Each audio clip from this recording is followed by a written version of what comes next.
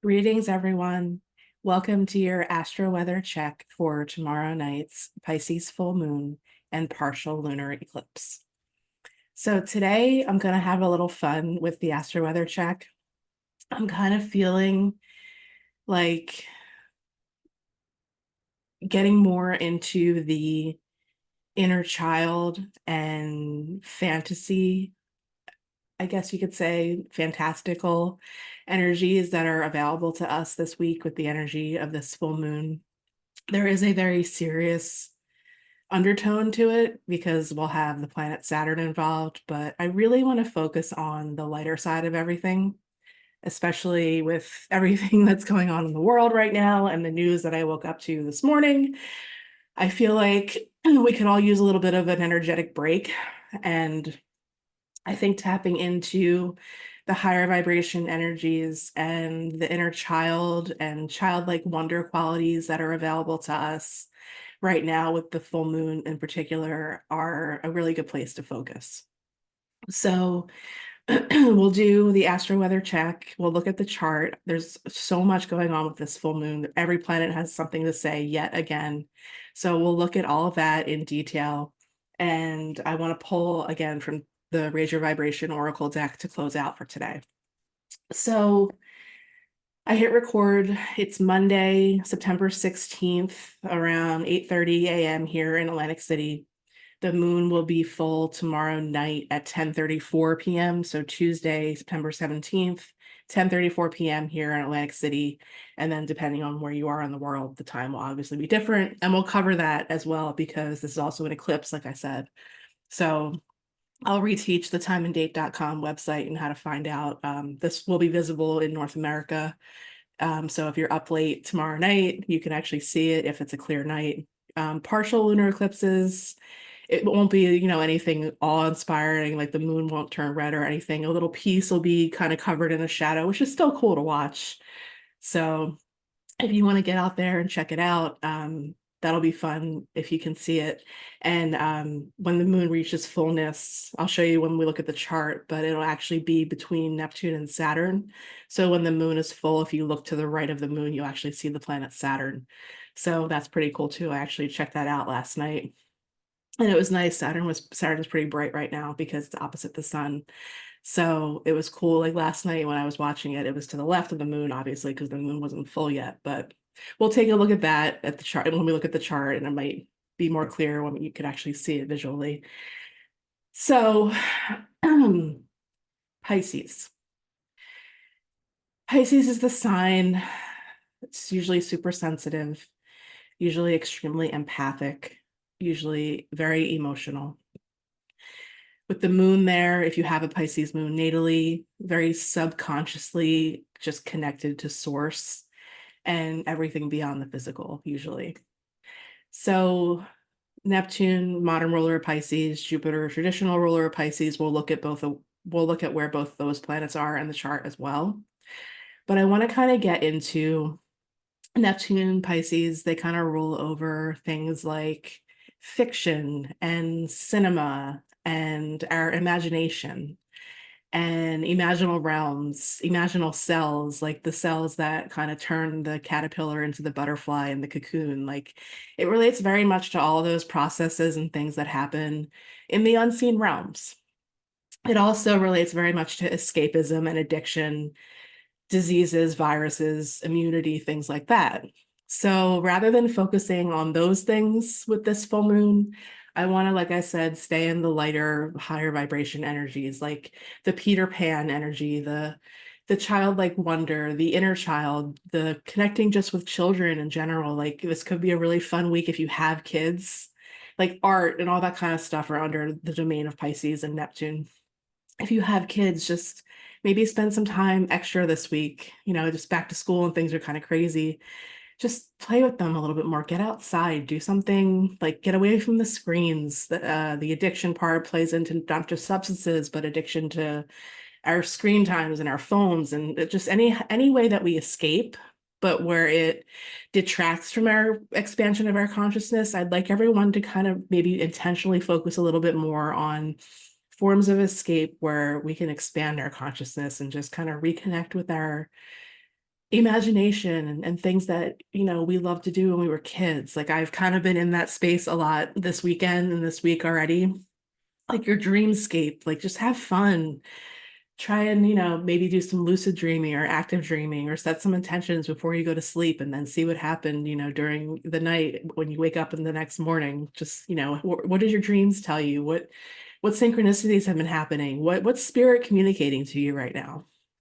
So I kind of want to be like, pick up a coloring book. Like this is a very it's a super moon again, I believe. Saturn's heavily involved, like I said. So there's a very like sobering quality to the energy. All the planets are involved in kind of like the round table analogy or metaphor that I've been giving. It's more of a argumentative round table this time around. So I just feel like dropping into the beautiful spaces, like movies like What Dreams May Come, or if you got a Disney Plus subscription, dive back into the ones that you loved when you were a kid. I watched Luca for the first time over the weekend. That was so much fun. I've been reading fiction again, which I'm getting so much joy from because I don't usually read fiction. Usually, when I pick up a book, it's to learn something. So it's usually nonfiction, something astrology. But I've been reading the Practical Magic series. So I just feel like really called to be in that space at the moment. So I invite all of you to do that as well, especially this week, especially with everything that's so intense that's going on. And the energies of this moon and I'm sure you're already feeling it, are intense. So I want to get into the chart because that's kind of where I want to spend the most time with this Astro-Weather Check. But before we look at that, I'd like to introduce today's tagline for tomorrow's full moon, which is "Let's go fly a kite." So Mary Poppins is one of the things that has been calling to me a lot. I'll probably watch it later when I'm done working. There's a kite pattern in this full moon, and we'll look at that. But it's an aspect pattern that speaks to the very harmonious, one of the biggest harmonious flow energies. And we'll look at that when we look at the chart. But it reminded me of the movie Mary Poppins and just how she helps them reconnect to the kids and to their own inner child. And the movie's very Saturnian when it starts, but then turns very, Jupiterian and Neptunian by the end, and just really focusing on what matters most. And it's not going to a job at a bank, So even though we have all those things in our lives and those responsibilities, we can still intentionally invite more of the fantasy and the wonder and the child energy. Like I watched another movie. I think that, I'm just revisiting a lot of movies because that was one of my big things when I was a kid and still is. I love movies. I watched If again yesterday. So that's another one kind of pulls in imaginary friends and reconnecting with what lit us up when we were kids. And sometimes it was that connection to our imaginary friend. So if you haven't seen that one, I highly suggest it. I saw it when it came out back in May, and it reminded me of one of my favorites when I was a kid, Drop Dead Fred. So if you are an 80s baby or 90s baby and that was one of your movies when you were a kid, maybe go rewatch that a little bit and just see how reconnecting with those parts of ourselves kind of keeps us in that vibration. That's really what I want everyone to get out of this Astro Weather Check. So feedback is always appreciated and welcome. If this helped you and inspired you to do that this week, especially under the full moon energy tomorrow, just let me know. Let me know what movie you watched or something else you rediscovered about yourself, or by getting back into that energy and allowing yourself to just play a little bit and just dream a little bit more and imagine. I think that we're very much in this energy with Saturn and Pisces, and that Saturn's influence on this full moon, just, bringing our dreams to reality has been a theme since Saturn's been in Pisces last year when it entered in March. And we're still there for a little while till next year. So we have this great opportunity, the Virgo Pisces axis where, you know, Sun in Virgo, Moon in Pisces, full moon in Pisces. It's that it's the physical and the non-physical and that dynamic between the two, and being able to create from that energy because it's the mutable signs, the adaptability, the transformation, the alchemy involved in that. So let's look at the chart and we will get into it. So like I said, every planet is involved. again. Once again, they're all at the table. So this is the actual chart for here in Atlantic City when the moon reaches fullness, 10:34 p.m. Like I said, tomorrow, Tuesday, September 17th. But I want to kind of step forward a couple hours just so you can really see the kite pattern. So I'm just going to go a little bit farther in the night here. So here's our kite. Right here, see this one triangle? And then we have the bigger triangle. So what this is, what a kite is trines and sextiles. So as the sun has been in Virgo since August 22nd, as it's getting farther and farther in, to the later degrees, it's been connecting with Uranus at 27 degrees of Taurus, so trine, that blue line right there, with Pluto now back again at 29 degrees of Capricorn, trine. And I talked about this in the last Astro-Weather Check, Uranus and Pluto trine. So 27 degrees of Taurus here, 29 degrees of Capricorn here, Uranus and Pluto connecting, and then down to the sun at 25 of Virgo. We'll have the sun shifting into Libra, so we'll have our equinox on Sunday morning around 8:44 a.m. here, I believe it is on the East Coast. So the sun's still kind of in this space where it's completing this trine between Uranus and Pluto. More so, with the Earth to Earth to Earth, with it being in Virgo, but it'll still kind of be there when it shifts into Libra, close enough to still complete the energetic flow. So this is the grounded energy. This is the reality-based, the practical, the physical. So Earth is all of those things, has all those qualities. So we have that energy with us with this full moon. We'll have that energy still as all week as the sun continues moving through Virgo. And then once it gets into Libra, still kind of there, even though it'll be air at that point. Libra is an air sign. So we have this harmonious flow, which is beautiful. So our identity, our consciousness, our capacity for transformation, remembering our personal power in all of this, and then our revolutionary parts of ourselves, the humanitarian parts of ourselves, the rebellious parts of ourselves, the awakening that's happening, that's been happening for a while now. So all those are connected with this full moon and after, and have been, for a while now, as the sun's been going through, getting closer and closer to these later degrees. You might want to revisit the Virgo new moon Astro-Weather Check I did back earlier. I think I released it very end of August, but it was for the Virgo new moon that we had on September 2nd.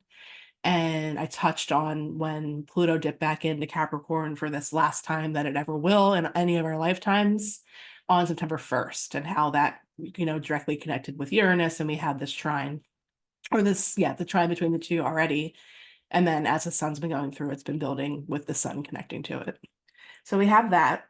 So that's the bottom part of the kite. The sun is kind of like where the string is being held, which is pretty cool, because we all have this consciousness expansion opportunity here. And that's what the sun represents, our consciousness. So the sun is the base of the kite where we hold the string, and we let it, we let it up into the air. So the other part of it is, I've already touched on this as well, these two sextiles that we have between Uranus at 27 of Taurus, Neptune at 28 degrees of Pisces, and Pluto at 29 degrees of Capricorn. So that is the top part, and that base of that triangle is completed by the sextile between Pluto and Uranus. So this part of the kite, the top part, is going to be present for a while. But the cool thing with the full moon is the moon is sort of completing so close to Neptune. The full moon will be at 26 degrees or 25 degrees. So I remember I stepped through a couple hours. So when it's full, it'll be back, look back to 10:34. 25 degrees, 40 arc minutes of Pisces, sun, 25 degrees, 40 arc minutes of Virgo, opposite, full moon. So a couple hours later, I just for demonstration purposes, so you can really see this aspect. So the moon's going to be, it said applying, so moving closer and closer to Neptune once it's full, which is pretty cool. It will, conjunct Neptune before it moves on into Aries. So the moon's heavily involved in this kite at peak fullness, which is pretty cool because we get that peak Pisces energy infused into all of it, which is why I started off this Astro-Weather Check the way that I did. I really do feel like it's so important to just have a little fun with this, however, whatever is calling to you. Reading, watching movies, being with kids, reconnecting with your inner child, doing some form of artwork, something, getting out, you're frolicking on the in a field or jumping in the water or getting in a pool, like something that just fills up your cup is what I'm encouraging with this. So we have all of that, the kite. Let's go fly a kite. Go fly a kite. Rewatch Mary Poppins. Remember, I'm gonna include a link to that song in the episode notes so you can re-listen to it and just listen to the lyrics and just remember that part of the movie at the end where they're all out just having fun, and all the parts of that movie where Mary Poppins helps everybody reconnect with their creativity and their imagination and their sense of wonder and their dreams and love and what's really important in life. So, okay, as usual, I have a pretty big list of things to cover with this. So not only do we have the kite and everything I just covered, we have some squares, as you can see. The red's always kind of there, underlying in most and oftentimes. This time around, oppositions and squares are kind of also underlying undercurrents in the energy, as well as a couple other trines, which we'll talk about. So the one big thing that we have is Mars in Cancer squaring the nodes of the moon. So I've discussed this many, many times in many podcast episodes and many astro weather checks, but just a review if you're new here or if you need a little reminder. We have eclipse seasons when the sun gets close to a node.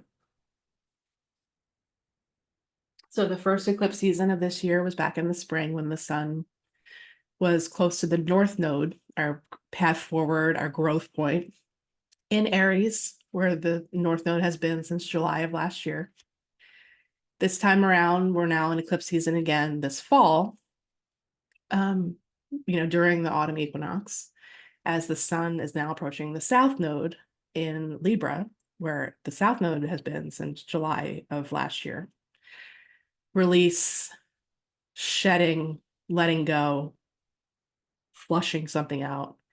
And this has been very big overarching themes about releasing relationships, because Libra relates very much to relationships that disturb our peace, or anything in our lives that's disturbing our peace. That's been a big theme that I've noticed with the South Node in Libra. So as the sun's getting closer to a node, again, eclipse season's upon us. I discussed in the last Astro Weather Check, the lunation before is like the season opener. So the Virgo new moon back on September 2nd, eclipse season started. Now we're coming to the first eclipse, the full moon, lunar eclipse. And then we'll have a total solar on October 2nd, which I'll cover in the next Astro Weather Check. So the nodes here, 7 degrees of Aries and Libra. Mars has been in Cancer now since September 4th. And just to note, I'll also cover this in future astro weather checks. We have a Mars retrograde happening later this year, early next year, between the signs of Cancer and a little bit of Leo. So Mars is going to spend a long time in the sign of Cancer. This is not Mars's happy place. Mars is said to be exalted in the sign of Capricorn on the opposite side. So in Cancer, it's not, because it's opposite a sign where it's said to be exalted or where its energy, works really well. It's a little bit more challenging here. So reminder, and I'll cover this more when we get, closer to the retrograde. Mars in Cancer requires a little bit more, the word that's coming is kind of gentleness. because it's Mars's heat, Mars's action, Mars's drive, aggression, but instinct as well. So the fire is being put out a little bit on Mars with it being in a water sign. Cancer is survival, it's emotion, it's the maternal instinct, it's protection, it's basic needs, it's ruled by the moon. So fighting for our basic needs is kind of like a phrase to kind of translate this energy a little bit. And right now, with it squaring the nodes, whenever something is squaring the nose, it's like a repeating lesson. So we are being called to really actively release what disturbs our peace. We are being called to very actively go forward into our who we are at our core. Our identity relates very much to Aries energy, survival. So that energy is very prevalent at the time of the full moon, but also will be for a while. Mars rules the north node in the sign of Aries. So this is a very interesting energy, especially with the square happening at the same time as the full moon. I'm pretty sure, I'm not actually, I'll cover this later. I don't know if Mars will get back to 7 degrees of Cancer. So this might be kind of like a one and done with the square to the nodes, but it's still going to be kind of close for a while because Mars moves pretty slowly. It usually spends roughly 8 weeks in a sign, but this is going to be a very extended version of this energy because the retrograde is coming. So it shifted in on September 4th, and it's going to be there for a while. We have the added layer of the square here. So just FYI, one of the things that I've read about with Mars and Cancer and sort of helping the energy move a little bit better, or just kind of like helping it along a little bit since the fire's put out, is water sports. So things like water polo or just swimming or something that allows you to kind of release energy with the movement of the water. And I found that to be kind of cool because Mars also relates to our blood and iron and pumping iron and that kind of thing, exercise, vitality. So if the energy feels a little bit much, if the, escape into imagination and that kind of everything that I suggested isn't working or helping, get into water, surfing, swimming, water polo, something that might help release the energy a little bit more for you. So we have that aspect there. We also have Venus and Chiron opposite each other. So another one of the red lines here. And that is really just oppositions or opportunities for balance. So this is why I stressed even more so with the square from Mars, but also Venus opposite Chiron. The healing in our relationships element is very much present with the energy of the full moon as well. So release of things no longer serving, your connection and the way you value your peace, and people pleasing and things like that are Libra tendencies, keeping the peace or avoiding conflict at the expense of one's own inner peace is a big thing. Wounding that comes along with that with Chiron involved, but also with Chiron involved, as I always say, we have that maverick energy on our side. We have the opportunity to master this a little bit more than we usually do in our lives. So there's that as well with the energy of the full moon. It'll be exact kind of a little bit before the full moon, but that energy is still present because it's only a couple of degrees away. Venus is at 24 of Libra at the time of the full moon, and Chiron's been sitting around 22 degrees of Aries. It's actually at 2222, which is kind of cool. And so we have the synchronicity and all that kind of the whispers from the universe kind of infused into all of this anyway, with the Pisces energy plus some other cool things with the degrees that are involved. So we have that. Another opposition that we have at this time is Saturn and Mercury opposite each other. So Mercury's been past the post-retrograde shadow now since the 12th of September. It's going to be at 14 degrees at the time of the full moon, opposite Saturn at 15 degrees of Pisces. So these two opposite doesn't really last very long because Mercury moves so quickly, but the energy is there at the time of the full moon. So we have the opportunity to change our minds a little bit around all of this, to think differently about it, to have a shift in perspective, to really sit with it. I mean, Virgo is the analytical, Mercury in Virgo is exalted. So the capacity of our mind is on our side, but we have to really be honest with ourselves with the opposition to Saturn. So, how can you shift your perspective? How can you kind of sink more into the principle that your thoughts create your reality? How can you give yourself a little bit of a break mentally by, you know, taking advantage of the things that put dreams into form?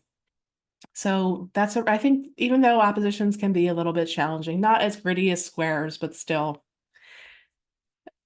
I feel like this coming in at this time with the full moon and everything else is a really great opportunity and a great reminder of that energy. So we have that as well.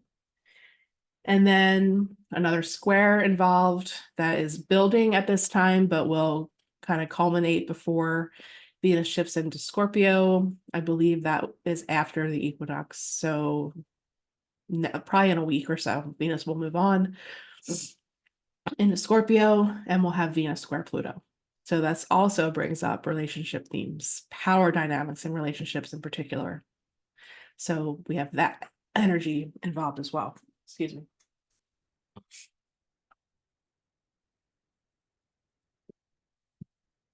So we have that, another undercurrent, another layer, another harmonious flow. We have Venus and Jupiter trine. So harmonious flow, Venus in Libra to Jupiter in Gemini.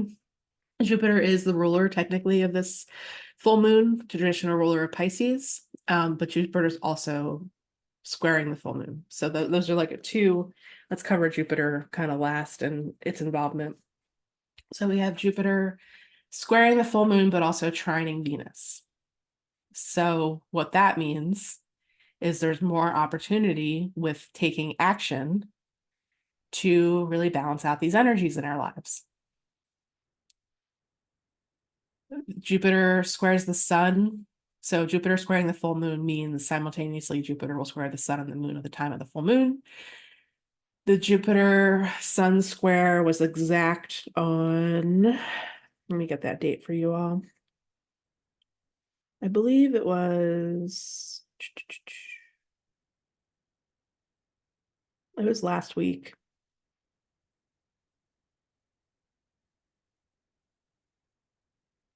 I don't have it here. Oh well, it happened already before the full moon. But I mean, the energy is still there. It's only within 5 degrees. So the sun squares Jupiter only twice a year. So we have that, like I said, that challenge to expand our horizons, to drop into more expansion of our consciousness around all of this. Jupiter squaring the moon brings the more subconscious layer to that energy. Jupiter ruling all of this, Jupiter ruling the full moon, Jupiter ruling the eclipse. We have that energy there, to co-create with Jupiter. It's not all just automatic, Santa Claus energy. I've found that Jupiter works in mysterious ways, and you have to be an active participant in the process with Jupiter.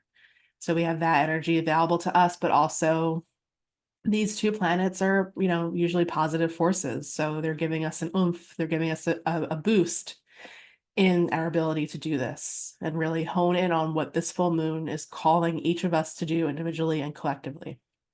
With an eclipse, we have that added layer that's going to bring, things that are in the shadows to light. Truths probably will come out. Truths about things that relate to the Piscean realm, because that's where the eclipse is happening. So everything I already touched on as far as addiction, falsification of information, fantasy, escapism, all of that, disease, immunity, like all these things are kind of on the table with all the other underlying energies that are involved. So stay in the higher vibration. Let's go fly a kite. Let's go. Let's soar. Let's stay in the energy that this gives all of us to release what no longer serves us. We're always releasing with full moons, but and once we shed all of that, to take advantage of the lightness that brings that brings into our being, into our consciousness. Let's remember who we are. Let's remember we are creative beings and souls having this human earthly experience, which can be soul crushing at times. So bring back something into your awareness, into your being, an activity that makes you feel good and taps into your creativity and your heart and your inner child. That's kind of really what I want to drive home with all of this. So the other thing is, because it's so close at the end degrees of Pisces, we also have the annual sun opposite Neptune. So I pretty much already touched on that, which is kind of like what I wanted to close out with, because everything I've already said touches on that energy as well. Yeah. So I think that's all I wanted to cover. I think that's enough. I think that saying every planet is involved again in some way is the best metaphor. Like they're all at the round table conference room meetup yet again. I think the last time I said that the outer planets were having some kind of secret meeting, and then I read in a post by the CIA, Julia touched on the Sabian symbol for the end of Capricorn. And it is kind of all about the secret meeting of people who rule the world, having kind of like a closed door, clandestine discussion about power and stuff like that. So we have all of that happening still in the world. So how can we create our own ripples to lift that up and raise that up and vibe high? So let me cover timeanddate.com if you want to check out the eclipse, if you can see it. So timeanddate.com, you go to this sun, moon, and space menu, and then eclipses. So you click right there. And then it has all of the upcoming eclipses into next year listed here. We have the partial lunar, so you just click right there. And then it gives you a whole bunch of information. This is the best resource for this kind of stuff. Visibility paths, information. I believe it even goes into the Saros series and all of that. Look, we have a 111 right here, which is pretty cool, and a 31, which is another number that I love. So this will give you, they also do like live streams on here. So it gives you the eclipse path map. It gives you an animation. It gives you, if you scroll down, times. So the eclipse will begin here in Atlantic City at 8:41 p.m. and it'll end early in the morning on Wednesday at 12:47 a.m. So, between lunar and solar, like the times are different as far as how long the eclipse lasts, when it actually starts, when you start to see the shadow. Time and date gives you all of that for your location. So you have to remember that you put in what city you're going to be in during the time of the eclipse. So that's just this little search bar right here. Mine's already set to Atlantic City, so it comes up for me whenever I go to the website. But it's got the map, which is pretty cool. It's like I said, they have a live stream usually. Partials are, not that big a deal visually, but it's still pretty cool to see, a little piece of the moon getting covered. So timeanddate.com, best resource for everything. Let's go fly a kite. So let me pull the card for today, and I'll just do a couple of announcements, and then we will wrap up for today. So you can see why I'm sticking with this deck. So we've got our Kyle Gray Raise Your Vibration Oracle. What do we all need to know for today, for this Pisces full moon partial lunar eclipse? All right. Abundance is a state of mind. This is one of the root chakra cards from this deck. You can see all the beautiful red rubies that are on the card. So our root chakra very much relates to our sense of safety and security. So we have that energy. I've already touched on that with the Mars energy and, the square to the nodes. So let's see what the book says for this card. And this very much touches on that co-creation perspective, grounding. This is the ground section of the deck. So this is actually the first card in the deck, which is pretty cool. So 32, it's like a clean slate energy. So it says for this card, what is true abundance? Don't let your wealth be determined only by your material possessions, but by your happiness, your health, the people around you, and the inspiration you hold within. You have more blessings than you have accounted for. Today, you are being encouraged not only to see them, but also to feel grateful for them. You are being guided to see your glass as half full. You are being guided to enjoy the richness of your well-being. You are being guided to let your joy be the energy that draws more reasons to feel abundant to you. Abundance is a state of mind. If you can switch your thoughts to what you have rather than what you don't have, you will become a magnet for more blessings and experience wholeness through every facet of your being. If you feel rich, your life will reflect it. The universe itself is abundant in nature. It has more than enough to go around. Experiencing blessings and riches won't deprive others of them. In fact, your experience of abundance will hold space for all those around you to level up their abundance mind too. Therefore, experiencing abundance is purposeful. Vibe of the day: I am rich in blessings, inspiration, and people I love. Thank you, Oracle. It's always such a beautiful mic drop moment when I pull at the end of the episode. It always, always, always just sums up everything and really drives home what I'm trying to say. So remember that going into this full moon, being in this week of the energies and everything underlying everything that I touched on. And then just a reminder for the abundance mindset, one that I have been in for a while now. My crowdfunding campaign is still active until my birthday on October 6th, so just a few more weeks.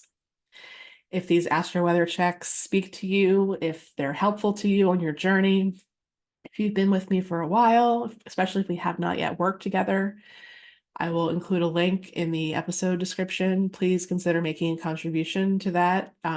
Just the act of doing the crowdfunding campaign has really unlocked this door for me in other ways. But I would still, at this time, just because I'm having a little bit of a challenge in my life at the moment, appreciate any type of financial support or donation to that, or just, book with me. Just a reminder, I offer a variety of different readings services, all the way from a 1-question email reading to 2-session birth chart reading where we cover your chart in depth in the first one, and the second one is just transits and kind of where you're at, with cycles of life. So I have a very broad range of offerings: aromatherapy, astrological aromatherapy, astrology readings, my aromatherapy line that I created for Sea Goddess. It's all will be linked in the episode description. You can get to all that from my page. If we've already worked together, then I do check-ins, either 60-minute or 30-minute. So it's a reduced rate once we've already had an initial reading together. I'm also in person again this week at the Sage Lady on Thursday. So the link for that's also on my page, seagoddesshealingarts.com/Ursa Alchemy. So all that is there. I am just working with people one-on-one is my favorite thing. I've mentioned that before, and I'll say it again. I just love getting into everyone's chart, like a one-on-one basis or small group settings, which I'll get to do again soon. So in person, Thursday, book ahead. The link's right there on my page. I'll be there starting at 9 o'clock on Thursday morning. Yeah. So first and third Thursdays there. I'm doing a pop-up again at Island Therapy on October 11th, and you can get to that information from our events page. I believe to book that, you have to call their office. So that information is there on our events page.